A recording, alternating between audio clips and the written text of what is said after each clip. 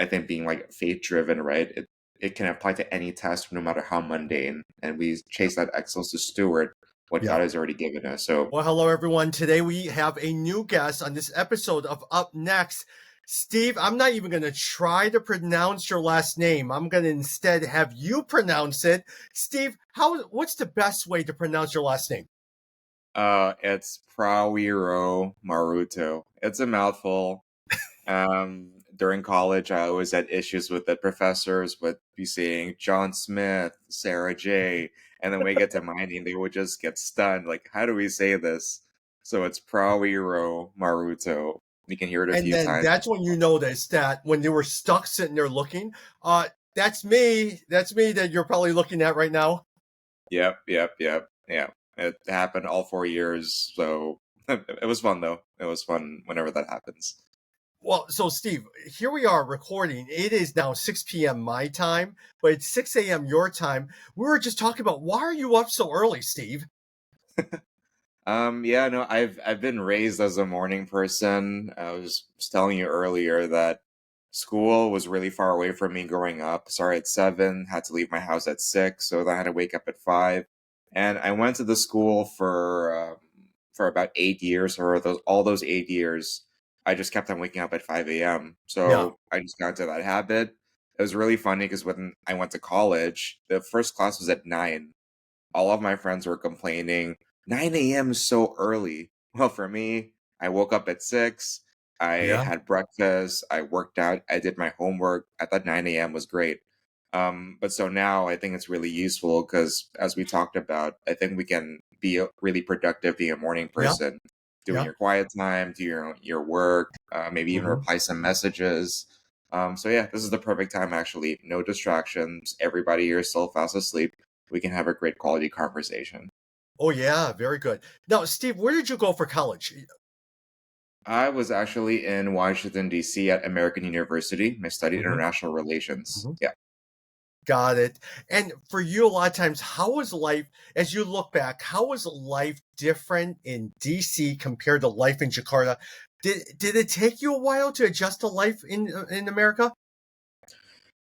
Um, yeah. So, okay, there's like a lot of different layers to answering this. So, I think from like a quality of life standpoint in America, you walk everywhere, the air is cleaner, it actually gets cold. While in Jakarta, the lifestyle is usually you would just be in a car almost Oh, yeah. 24/7, go from mall to mall. So I did like the fact that we get to actually go outside, walk Yeah. outdoors, see some nature, walk around the city. And then from a social point of view, so I mean, growing up, I was raised in a very like tight knit Christian family. Yeah. Everybody, like my parents and everyone, were Christian, and I went to a Christian high school too. And then going to my university, which was a secular university, that was different because Yeah. now I was living amongst non Christians at the dorms and had to have all these conversations that I wasn't used to, and I had to really actively seek out that Christian community. And I Yeah. guess when you grew up in a bubble, you end up taking it for granted. Yes. While if you're actually living amongst non-Christians and have to really, really seek out the community on your own, I think then you end up taking it a lot more seriously and you end up being a lot more intentional about it. And so learning about that was a bit um, was a bit tough. And the last thing I'll say is also just in terms of like the I guess the culture of how people interact. I think overall in the US people are a lot more direct. They're communicating well. Here I think a lot of people like to save face, right? So okay, I don't want to offend you, let me just Yeah. kind of be a bit more subtle about what I want to say and hope you get it. So going there, I had to get used to that, like people just like speaking their minds and whatnot. Oh, yeah. And then after the 4 years coming back, I was used to that. Then I had to get used to the more safe face type of culture. Yeah, Yeah. so those are just some of the different ways that I had to adapt, but it was all a good learning experience. What was your major when you were in DC? I was studying international relations. Yeah. Did you want to go into politics? Is that what you were thinking about doing? To be honest, the only reason why I went is because I was bad at math. because a lot of my other friends who went to school, they were studying business, right? Yeah. But uh, I, like for me at school, I like saw how I was doing at math, and I was like, oh man, like I all this like quantitative stuff, I can't really do it. And plus, I told myself I didn't want to be a basic business student. I wanted to do something a bit more Yeah. interesting. Yeah. I did not think about uh, the career implications of it at all. And so after I graduated, I wasn't really sure what I was gonna do. And so now, actually, I'm not doing anything related to No. international relations. No. Yeah, yeah. After I graduated, I actually worked for a tech company called Tokopedia. For those who don't know, that's sort of like in the Indonesian Amazon. And then, yeah, they accepted me even though I didn't have a business degree, and that's I think where I learned a lot of the business skills. And then I also worked for these other companies, Gojek and Grab. They're Yeah. basically like the Southeast Asian Uber, for those who don't know. And a Yeah. lot of the business skills I think I learned on the job. And then later on, I also did my MBA in Singapore, which Yeah. then sharpened my knowledge and allowed me to learn about it in a formal way. So yeah, a lot of learning on the job. The initial undergraduate degree was rewarding, but didn't really translate directly to the career I ended up going to. Oh, Steve, if you didn't tell me anything and we were just getting together for the first time and I start looking at your resume, I would have thought that you were a computer science major. That's what I thought. For international business and all of those, like if you look back at Tokopedia, what was your first job at Tokopedia? It was business development.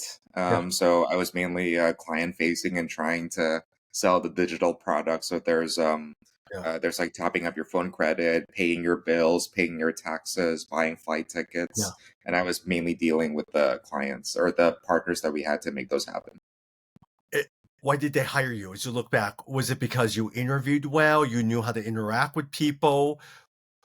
What made them hire you? That is a good question, Tommy. If I wanted to give the easy answer, it was really God's will. I mean, He really made it Yeah. happen. But I guess if I try to think about it more, I guess like how maybe they saw it. Well, I guess one thing that kind of helps is I think here in Indonesia they do have a certain um, liking to overseas graduates. There's Yeah. just this perception that if you graduate from overseas, you're better at communicating. You might be a bit more savvy, right, in terms of Mhm. like technical and like business skills. So that really helped, I think. So at least I was able to communicate um, what I was doing before, and then like why this job interested me. So I think Yeah. that really helped. Mhm. And another thing I is also that Tokopedia at the time, they were, I think, like a Series C or Series D startup, very fast growth expansion, which I actually have mixed feelings about now, but I can get more into that later. So I think they were just really hiring very proactively for a lot of different roles, and they wanted to get people from a lot of different backgrounds to be able to come in and work for them. So I guess that also made them a lot more open. And yeah, I guess like they saw that there was a good fit in terms of what I brought to the table and how I talked about Yeah. my previous experiences. And so yeah, probably that's why they took me in. And wouldn't you say a lot of times, now we're going to talk a little bit about your podcast and all of that, but in your journey, I mean, the little I've known you, and we're going to get to know you a little bit here in the years coming up, is you have to learn how to engage with people. It's just how you connect with people as well too. I still remember my first job at this company called American Tower, building cell tower. This guy named Mike Mitchell sat there. I was on the other side of the desk. He looked at my resume. You have no engineering experience. You have a business management major. I'm going to ask you now, why should I hire you? You have no experience. You have no internship in this industry. So I said to him, I said, there's no reason why you should hire me, Mike. There's no reason. But if you hire me, I will spend the next year and I will be your very best worker. I'm going to do everything you want, give me. And I'm going to do it the best I can. I'm going to deliver results. After a year from now, I will contribute to this company in a big way and you will not be disappointed. And he looks at me and says, I like that answer. You're hired. And then, Steve, they threw me into a file room. We had just acquired 200 towers from Verizon Wireless, and all the files came in. There was no order into, and so you said, those files, go organize that file room. And that was where I learned, Steve, that whatever you give me, can I be faithful and can I just exceed in the job? And I organized that file so well, but I never knew that God was using that opportunity to instill in me discipline, spotting details, looking at spreadsheet, creating order out of chaos that laid the foundation that still allows me to be organized to this day. And you look back at your past, Tokopedia, American University, all of those things molded and shaped you into the guy that you are today. No, I couldn't agree more. So I mean, okay, just for context for everyone listening, I guess what I'm doing now, I'm actually in venture capital. Yeah. I'm in a company called the Radical Fund. We're an early stage VC investing in climate tech startups in Southeast Yeah. Asia. So you're looking at like your EVs, your solar energy, your agriculture, Yeah. and yeah, I've been reflecting the past couple of weeks also just on my all my previous work experiences and how they've led to what I'm doing now. Yes. And Uh-huh. the different work positions I've had, Tommy, I've had these like crazy and at the time frustrating experiences that I didn't know why they were happening Yes. at the time. Yes. Uh-huh. Yeah, so just to name a few, so I mean, Tokopedia, actually, I was dealing with a lot of government institutions for them to adopt our digital products, and that was tough. I mean, you're talking about the Indonesian government; they're stuck in a lot Right. of legacy practices, a lot of bureaucracy. You have to come into meetings saying all these different words just to, save face and be polite. It was very Yeah. frustrating. They move very slow. And then actually in Gojek, I was actually working with the more big brands like McDonald's, KFC, and all these ones to use Gojek's merchant products. And long story short, what happened was we deployed this hardware and software that we had for the merchant cashiers to use. They malfunctioned. And the thing with McDonald's and KFC is they were operating till 2, 3 a.m. in the morning. So I was actually the cashier tech support and Yeah. these like WhatsApp groups happening at 2, 3 a.m. in the morning. And I'm like, what is my life like? Am I working at a tech company or am I working at a call center? And that was going on for at least a year when I was there. And then finally in Grab, I was in their logistics department, and by the time I got into Grab, it was a different environment compared to when I was in Tokopedia and Gojek. Because Mhm. now these companies before were very high growth startups. Now they actually went public, and so they're under a lot of scrutiny, and so the culture becomes a lot more top down. So I had to deal with um, a lot of conflicts, I guess, with the regional headquarters. It was no Yeah. longer we need to do what's right for Indonesia, we need to do what's right for Thailand, let's say, but now it's just everything that the Singapore regional headquarters does, everybody else has to follow. We need to standardize. Yeah. And that was really frustrating when I went through it. But then I looked through all these different experiences. Okay, talking to government institutions, one, improved my Indonesian because actually, after being abroad for so long, my Indonesian was a bit rusty. So definitely, it really helps now. And it helps me know how to interact with those kinds of people. And then being cashier call center helped me know about the end user better because at the Mhm. end of the day the end user is the cashiers and I know what are their pain points out there when they're actually using the app.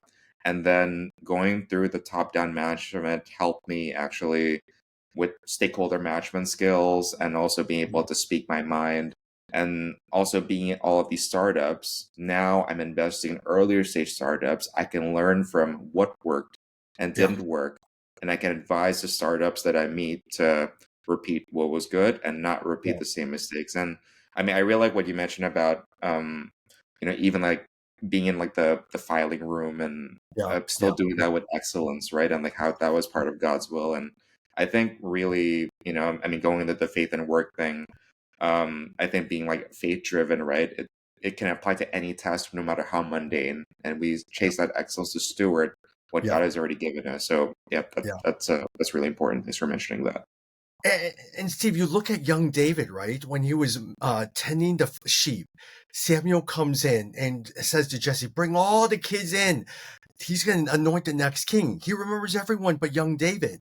Who would have known that God was using that shepherd boy to learn how to take care of this little flock of sheep before he gave him a bigger flock of sheep in the nation of Israel? You never know what God is in the midst of doing and how even the most monotonous, boring, whatever it takes, develops the character you have. And now how do you really be able to focus on those things? But Mm. here's another thing I also notice about you is you do a good job of reflecting. And the reason I say this is a lot of times I talk with a lot of younger leaders, including myself when I was younger. You're always looking ahead. You're reflecting upon your journey. How did that come about? Why that display? Have you always been a reflective person, or did you learn something about the importance of reflection? Yeah. So I think there's a good and bad thing to this, to be honest. So I think I did learn a lot about reflecting. Because growing up, actually, uh, I was an overthinker. Yeah, um, which is good because it makes me think about a lot of things about myself, and also think and also about my past, and also things about the future. But it also caused me anxiety a lot of the times because I would just keep on thinking about, okay, I did this, did I do it okay, did I screw up this part, did I offend this person. But then, yeah, it makes me reflect, I think, on like even the small little details of everything that's happened to me, and how that reflects moving forward. And a lot of people have said that that's really good, right? Because then I can be self-aware. I can know like whatever my gaps are, and I can sort of like use that as like thinking about how to grow as a person. So I've been keeping that up, and I've been trying to be a bit more reflective. And I think journaling and doing the yeah, podcasts, and having these kinds of conversations allows yeah, me to really build up on those reflections moving forward. Just, I guess, balancing that out and not going to that other extreme where I'm just like overthinking yeah, everything all yeah, the yeah, time yeah. and being anxious about it. So yeah, I'm trying to balance that right now.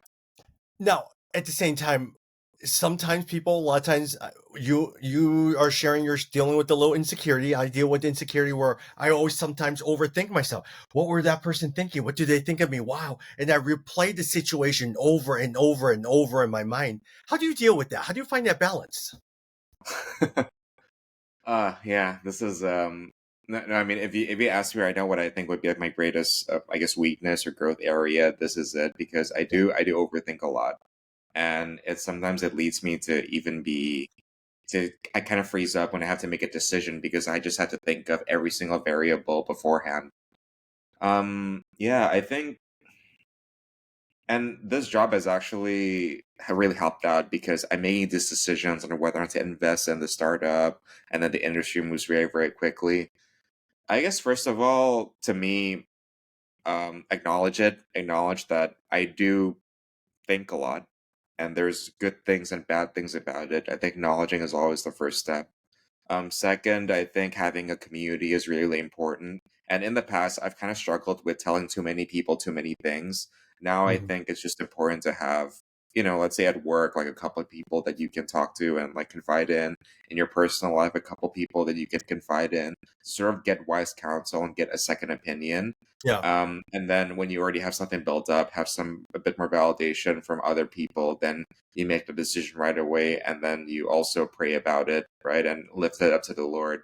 And I guess having a stance of, you know what, Lord, I've already done everything I can. I prayed about it, I thought about it, seek white counsel, but I'm just gonna lift up whatever outcome happens to you, and let your will be done. And I think thinking about it like that helps. And also, I think exercise is really important. So whenever I have a big decision to make, I'm like, okay, before going and down the rabbit hole on this, let me go on the treadmill, go for a swim, lift some weights, and then that kind Yeah. of helps Yeah. clear my mind and helps me think a bit more. Yeah. Yeah, and that's the hard part, Steve. Like even for me, a lot of times is I deal with all my own insecurities. I want people to think I'm a very confident leader. I want people to think I have all my act together. I want people to think that I know what's going on. Half the time, I don't know what's going on.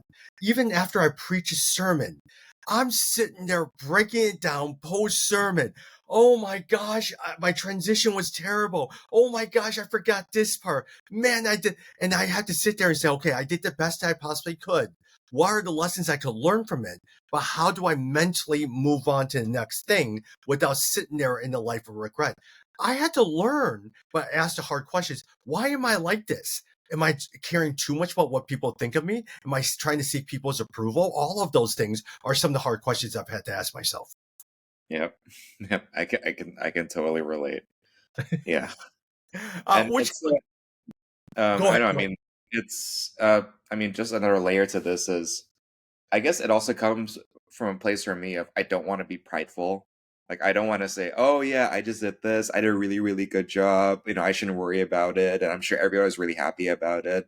So yeah, I want to be humble, but again, I guess there's that balance between not being cocky and prideful, but also Yeah, not being super too self-deprecating and self-hating and having that balance. So yeah, it's hard to navigate. yeah. Hey, let's talk about your podcast a little bit. Tell me about your podcast. Okay, yes, my podcast is called Project M. I started during the pandemic, and the topic is about healthy masculinity. Why this podcast first came about? Initially, really, it was just me and a couple of my close guy friends having these video call conversations during the pandemic, and we thought, huh, this is actually pretty funny. I think people would be entertained. So we decided to record something and we put it online. And then at least the initial reception from our friends was really, really positive. And then I started thinking, guys uh, making content and talking about their life and their feelings.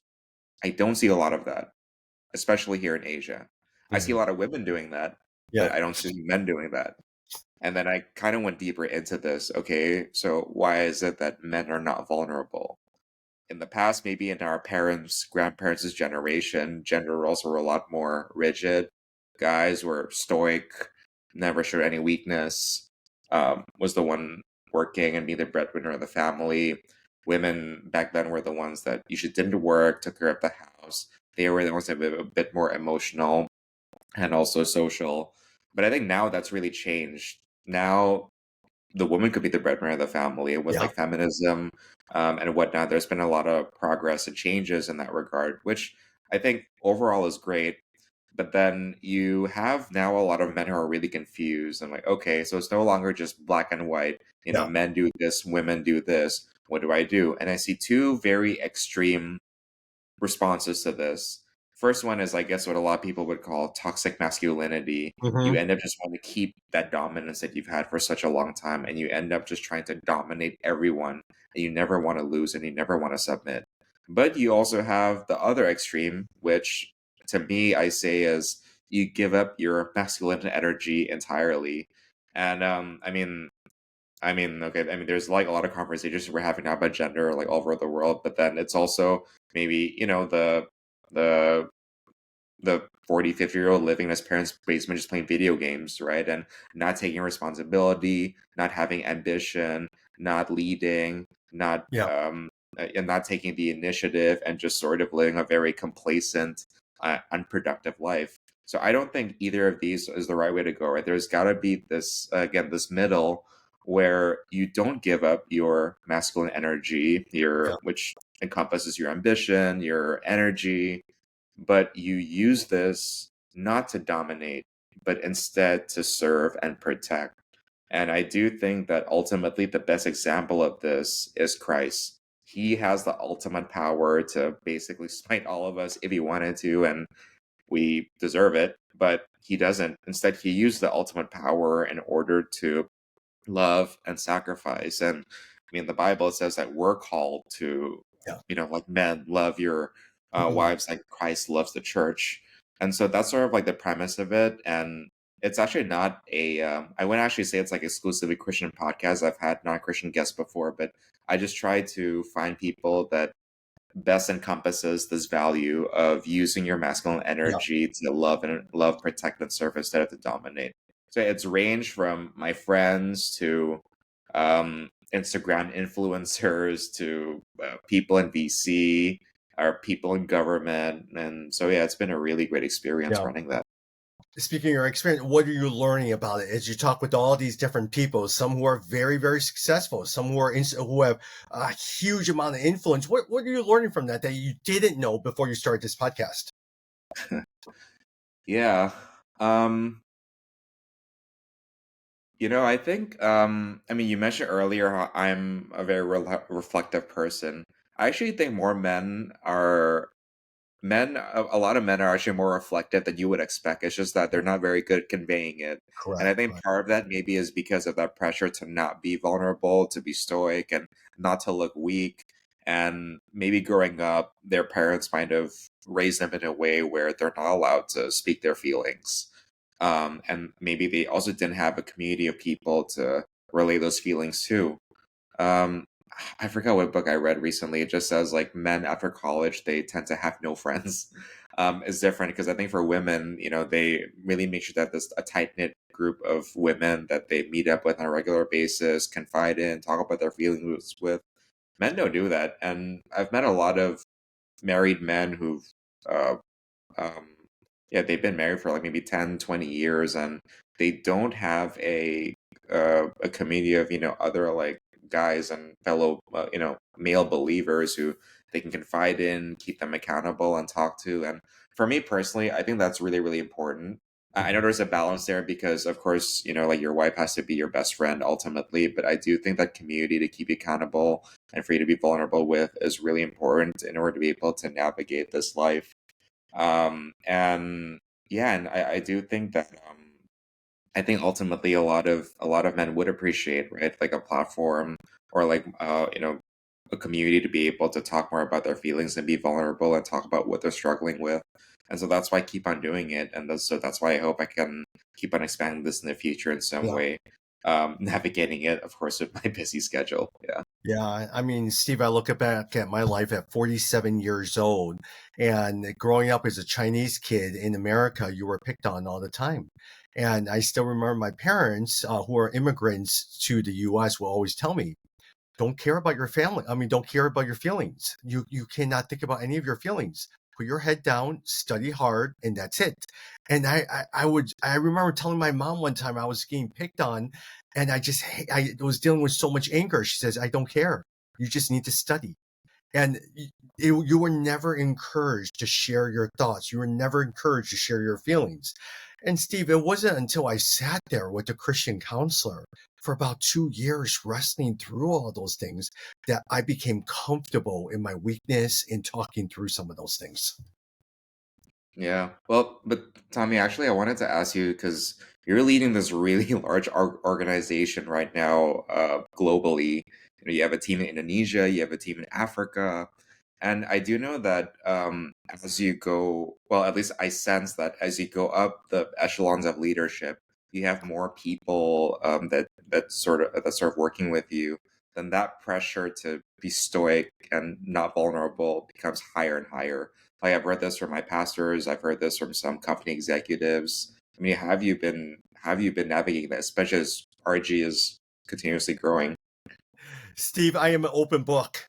And what you see is what you get. And I think I've gotten to a point at 47 years old with all my times dealing with cancer and dealing with counseling and everything like that.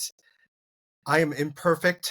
I struggle with a lot of different things, but at the same time, I am secure in who I am. So I am very open to telling people what I struggle with and what I'm dealing with. I don't know anything. Sometimes I just don't know what to do. Sometimes I need to depend on some of the people who are around me, and that's why they're there to help me with some of those things. But I do find as I do all these things, it allows me to build bridges with different people, and people come alongside want to help as well too. But it took me Nice. years. It took me decades to be comfortable with that because I thought I had to be good at everything. I thought I had to portray a certain visual image of everything. And I realized I just don't need to do that. Mm, Yeah. The yeah. only thing, Steve, I mean, like for instance, even with your ministry as well too, are you hoping that eventually you'll create a men's conference, you'll create men's groups and all that stuff? I mean, I know you're a busy guy with all that. What's your hope and what's your dream and vision for this? Yeah, I actually would hope that I can do that. Like right now, it's just a podcast, but I actually enjoy moderating panels and whatnot. I did it all after my MBA. I have to do that now for my job, and so I think doing more offline events would be really, really great. I think there's better engagement there, and I've actually been talking to Anne and the others in Indonesia, maybe doing that through a GCN talks here in Yeah. Jakarta. And I do want to make a bigger community in the future. the only thing that I'm trying to think of right now is how to make this self-sustaining. Because I've seen a lot of these like communities and whatnot. I mean, they're like a WhatsApp group. Maybe they meet a lot in the beginning, but then later on they just kind of die out. Yeah. And Yeah. so Yeah. yeah, I'm just trying to think through like how to best do that because I don't want something that just happens for like a couple months and then just dies out. I want it to be something with lasting impact. Yeah. Yeah. Now, I did just come across this men's ministry. I just had a phone call with those guys, and here we are trading ideas. Is they literally have these 8-9 weeks men's groups on a particular theme and topic, and afterwards, then they're done and they go somewhere else. Yeah, yeah. That's definitely an idea. So not having like I guess an 8-9 week or like a fixed time commitment and then doing it then. So that's an angle that I thought of, and I definitely want to collaborate with other people in order to do this. So even like my church, also we also have a men's ministry that could be another platform that we could use. I think the important thing is to find like maybe like a few other people that have like the same mindset Yeah. that can help me set this up and then and then just do it and then leave the outcomes to the Lord, I guess, like I mentioned just now. Yeah, yeah, yeah. Steve, your advice. I mean, for some of us, this podcast will be shared with some of our folks in Nairobi and South Africa and Cluj and all that other stuff. What advice would you give to people? I mean, here you are. I mean, you've done a lot with work. You're about to get married here, all of that stuff. As you look back, what are a couple of advice that you would give to people, that things that you've learned? Hmm. One, for other men about to get married, Kenya is a really good proposal destination. I and I mean, thanks for calling us up during during GCG to share about it. That was really fun. No, but I think uh, so Angel was the one actually that in the beginning, like given my busy schedule, to be honest, I was thinking, oh, but going to Africa, like that's such a big commitment, takes up a lot of time. But then Angel's very, very adventurous. She was actually the one that told me, said, "Come on, we should go. When else are we gonna go to Africa?" And like, GC just going there, we can go out with our friends. And so that's what led me to finally go. And then when we were going, I thought, okay, since we're already going to be in Kenya anyway, I might as well also do this proposal. So all that to say, be adventurous and also be intentional about your relationships. And Yeah, when you go the extra mile, even when in the beginning maybe you may be a bit hesitant, it might actually lead to really, really great things. So that's yeah. number one. Yeah, and Side note: then did she before that, did Angel know that you were about to propose to her? Do you think she had any idea? a lot of people have asked her this. So overall, I think no, but I think she had an inkling because, for example, going into the trip, I think a lot of her friends had a sense that it was going to happen. So they were like, do your nails, make sure that you're ready when you take that magic picture." So, and then we were already dating for a year, and then we've already had conversations about it. So I think she already had some inkling about it. And yeah, and I think we both like would have loved it if it was at a cool place, and it's hard to get to get cooler than Nairobi. So Yeah, yeah, yeah, and yeah, so that's the first thing, and yeah, the second thing I think is have a, um, definitely have a community. Have a good church community, and have at least a couple guys that you can confide in, and just to kind of shift gears for a bit